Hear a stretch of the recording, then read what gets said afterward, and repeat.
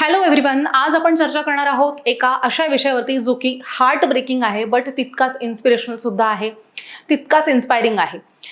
काय विषय आहे बघा, तर ही मुलगी, तुम्ही नक्कीच हिचा फोटो सोशल मीडियावरती बघितला असणार आहे. आणि घटना काय आहे बघा ह्याच्या मागची, तर ह्या मुलीचा काही दिवसांपूर्वी अपघात घडलेला होता, ज्याच्यामध्ये तिची डेथ झाली, ब्रेन डेड झाला. आणि डेथ झाल्यानंतर अवघ्या काही तासांमध्येच तिच्या पेरेंट्सनी, तिच्या आई वडिलांनी तिचे ऑर्गन्स डोनेट केलेत. आणि ही मुलगी आलिन शेरिन अब्राहम नावाची ही 10 महिन्यांची मुलगी फक्त आज भारतामधली यंगेस्ट ऑर्गन डोनर ठरलेली आहे. एक्झॅक्टली, फक्त 10 महिन्यांची मुलगी आहे की जिच्या आईवडिलांनी हा एवढा मोठा डिसिजन घेतलाय. अजून सुद्धा भारतामध्ये म्हणा किंवा जगभरात अशा ठिकाणी ऑर्गन डोनेशनला तितका सपोर्ट फॅमिलीकडनं मिळत नाही. म्हणजे एखादा व्यक्ती जरी असेल की जिला ऑर्गन डोनेशन करायचं असेल, रजिस्ट्रेशन जरी करायचं असेल, तर फॅमिली मेंबर्स ते करू देत नाही. किंवा डेथ झालेल्या व्यक्तीचं सुद्धा ऑर्गन डोनेट करण्यासाठी तेवढा असा रिस्पॉन्स येत नाही. बट ही घटना खरोखर इन्स्पायरिंग आहे. ह्याच्या आधी सुद्धा काही यंगेस्ट डोनर्स ठरलेले आहेत भारतामधले. रोली प्रजापती असेल किंवा जन्मेश लेंका नावाचा एक मुलगा आहे, हे सुद्धा ह्याच्या आधी यंगेस्ट डोनर ठरलेले आहेत. बट आता रिसेंटमध्ये आलिन शेरिन अब्राहम ही मुलगी आहे की जी यंगेस्ट डोनर ठरलेली आहे.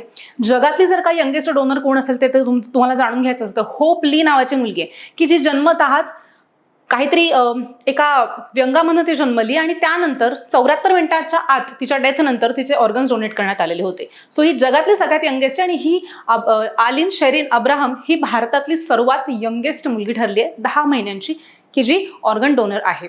ओके, त्यानंतर दुसरी गोष्ट ह्याच्यामध्ये तुम्हाला सांगण्यासारखी ती म्हणजे की ह्या घटनेतनं एक्झाम ओरिएंटेड काय काय पॉईंट्स असू शकतात. तर त्याच्यामध्ये आहे थोटा ऍक्ट. थोटा म्हणजेच काय, the transplantation of human organs and tissue act 1994चा हा ऍक्ट आहे. या ऍक्टनुसार काय गोष्टी आहेत की जसं की ऑर्गन डोनेशन, एखाद्या व्यक्तीची डेथ झाल्यानंतर ऑर्गन डोनेट करणं हा प्रश्न वेगळा आहे.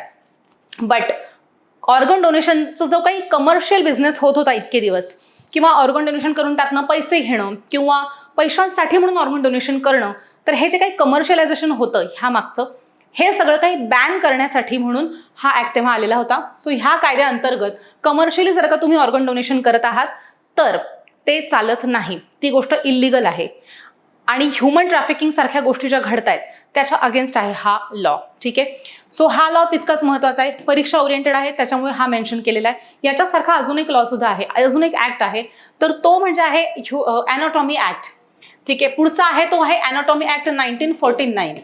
ह्या कायद्याच्या अंतर्गत काय आहे की तुम्ही बघत असाल की एखादी डेड बॉडी असेल, ठीक आहे, ज्याच्यावरती क्लेम केलेला नसतो, क्लेम न केलेली कुठली डेड बॉडी असेल ना, तर ती मेडिकल सायन्स कॉलेजेसमध्ये तिच्यावरती रिसर्च केले जातात, तिच्यावरती अभ्यास केला जातो, अभ्यासासाठी ती बॉडी वापरली जाते. बऱ्याच ठिकाणी बरीच लोक स्वतःचं शरीर दान करतात, बरोबर, अभ्यासासाठी, रिसर्चसाठी मेडिकल कॉलेजेसमध्ये.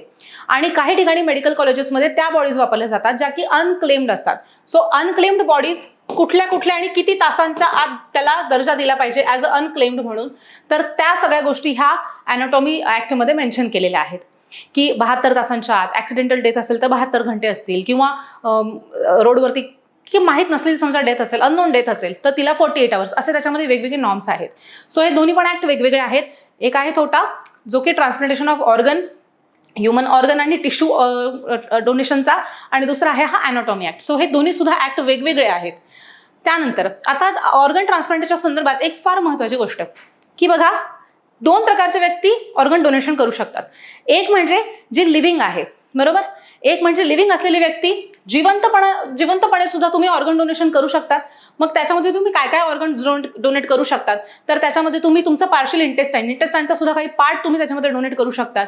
त्यानंतर तुम्ही किडनी डोनेट करू शकतात, लाईक एकाच फॅमिलीमध्ये असेल किंवा तुमच्या ओळखीचे असतील कोणी आणि त्यांना. पण हे सगळं डोनेट करण्यासाठी सुद्धा प्रॉपर सगळा मॅच झाला पाहिजे. खूप मोठे प्रोटोकॉल असतात त्याच्या मागे सुद्धा. जितकं आपण इझिली बोलतो त्या गोष्टी तितक्या ह्या सोप्या नाही आहेत.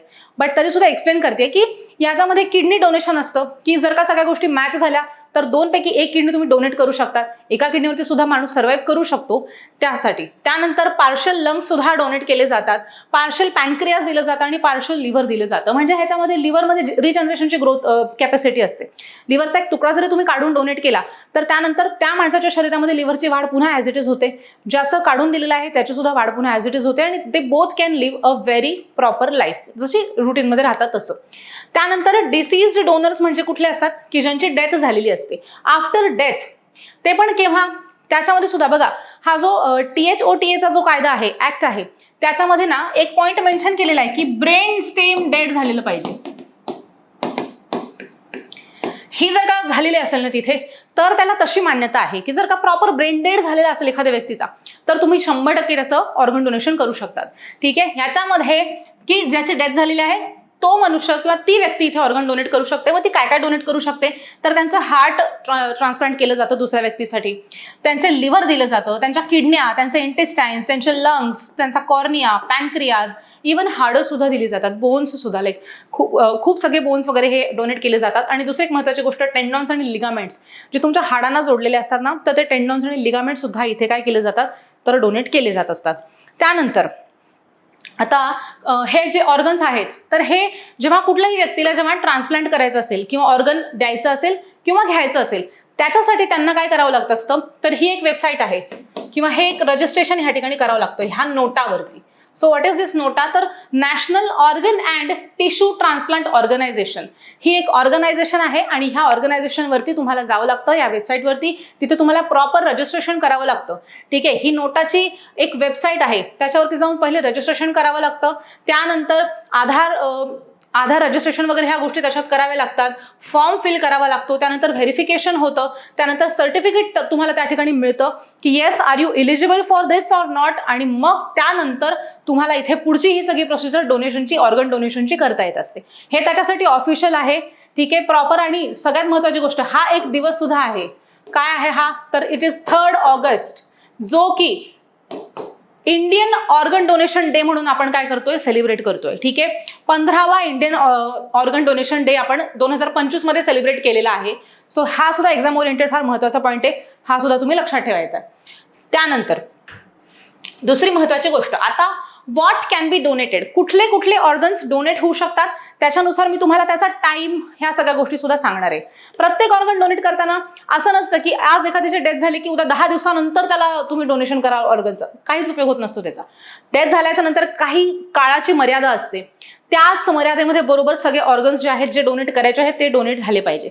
तर बघा, तुम्ही सगळ्यात पहिले तर ऑर्गन्स कुठले कुठले डिरेक्टली देता येतात, त्याच्यामध्ये येतं heart, lungs, liver, kidney, pancreas आणि स्मॉल इंटेस्टाईन्स, हे ऑर्गन्स आपण देऊ शकतो. हार्टची जर का गोष्ट केली तर हार्ट हे तुम्हाला फक्त 4 ते 6 तासांमध्ये डोनेट करावं लागतं, त्याच्यानंतर तुम्ही त्याला डोनेट नाही करू शकत. लंग्सला सुद्धा तशीच लिमिट आहे, 4 ते 8 तासांचा त्याच्यासाठी स्पॅन असतो. लिव्हरसाठी स्पॅन थोडासा जास्ती आहे, लिव्हरसाठी जवळपास 12 ते 15 तास, लिव्हरसाठी, किडनीसाठी असा त्याच्यात थोडासा स्पॅन जास्तीचा आहे. किडनीला सुद्धा 12 ते 14 घंट्यांचा टायमिंग असतो. त्यासोबतच तुम्ही पॅनक्रियासला सुद्धा तुम्हाला 12 ते 14 तासांचा टायमिंग त्या ठिकाणी मिळतोय. ठीक आहे. किडनीला थोडा जास्ती आहे, किडनीला 24 ते 48 तास तुम्ही डोनेट करू शकतात. पॅनक्रियाजला 12 ते 14 तासांचा टायमिंग आहे. सो हे टायमिंग्स आहेत त्याचे, की त्या टाइममध्येच बरोबर ते ऑर्गन काय झाले पाहिजे, तर प्रॉपरली डोनेट केले गेले पाहिजे. सेकंड थिंग, कुठल्या कुठल्या टिश्यू, आता टिश्यूमध्ये एक बेनिफिट असा असतो ना की टिश्यू हे तुम्ही प्रिझर्व्ह करू शकतात. ठीक आहे. त्यांची जी ग्रोथ असते ती फ्रीज करता येते, थोडाफार त्याच्यामध्ये मग रिलॅक्सेशन मिळतं. ऑर्गन्समध्ये तसं रिलॅक्सेशन नाही मिळत. याच्यामध्ये मग तुम्ही काय काय डोनेट करू शकता, तर नेत्रदान, आपण म्हणतो ना नेत्रदान श्रेष्ठदान, तसं मग ह्या ठिकाणी हे खूप महत्त्वाचं आहे. त्यानंतर टेंडॉन्स असतात, टेंडॉन्स आहेत, लिगामेंट्स आहेत. सगळ्यात महत्त्वाचं अजून एक आहे, हार्टमधलं व्हॉल्व्ह सॉरी, हार्टमध्ये ज्या झडपा असतात, हार्टमध्ये तुम्हाला माहित असेल स्ट्रक्चर हार्टचं, ज्या की आपल्या धमण्या असतात, धमण्या म्हणण्यापेक्षा ह्याच्यामध्ये बघा हे असे व्हॉल्व्स असतात. हे व्हॉल्व्स कशासाठी काम करतात, तर रक्तप्रवाह जो आहे ना तो पुन्हा तुमच्या हार्टमध्ये बॅक येऊ नये, ब्लडचा बॅक फ्लो होऊ नये, त्याच्यापासून रोखण्यासाठी म्हणून ह्या ठिकाणी व्हॉल्व्स प्रेझेंट असतात. कधी कधी हे व्हॉल्व्स खराब झाल्यानंतर हार्ट फेल्युअरची पॉसिबिलिटी खूप जास्ती होते आणि तशा केसेसमध्ये मग या हार्टचे व्हॉल्व्स सुद्धा डोनेट केले जातात. सो ते आहेत ह्या ठिकाणी. त्यानंतर व्हेन्स सुद्धा डोनेट केल्या जातात आपल्या बॉडीमधल्या. आणि बऱ्याचदा तर समजा एखादी बर्निंगची केस असेल, एखादी व्यक्ती जर का जळाली असेल, त्याची स्किन सगळी डॅमेज झाली असेल, सगळी जळून गेली असेल, तर अशा केसेसमध्ये स्किन टिश्यू सुद्धा डोनेट केले जातात. स्किन टिश्यूजला सुद्धा या ठिकाणी आपण डोनेट करू शकतो. ठीक आहे. अशा पद्धतीचं ही सगळी इन्फॉर्मेशन आहे ऑर्गन डोनेशनच्या बद्दल. जसं की मी सुरुवातीला सांगितलंय की खूप ठिकाणी एक्सेप्टेड नाही अजून सुद्धा ऑर्गन डोनेशन असेल किंवा नेत्रदान असेल, अवयवदान असेल, ह्या गोष्टींना तेवढी मान्यता नाही आहे आजपर्यंत. सो तुम्ही सुद्धा काय करणार आहात आजपासून, की हा व्हिडिओ तुम्ही त्या लोकांपर्यंत शेअर करा, त्या लोकांना पोहोचवा की ज्या लोकांपर्यंत ह्या गोष्टीचं महत्त्व नाही आहे. आणि अशाच माहितीपूर्ण व्हिडिओसाठी ज्ञानदीप अकॅडमीच्या यूट्यूब चॅनलला सुद्धा फॉलो करा. तुम्हाला काय काय गोष्टी आहेत, डाऊट्स आहेत, काय नवीन गोष्टी ऐकून घ्यायला आवडेल, जाणून घ्यायला आवडेल, ते सुद्धा आम्हाला कमेंट करून नक्की सांगा. थँक्यू.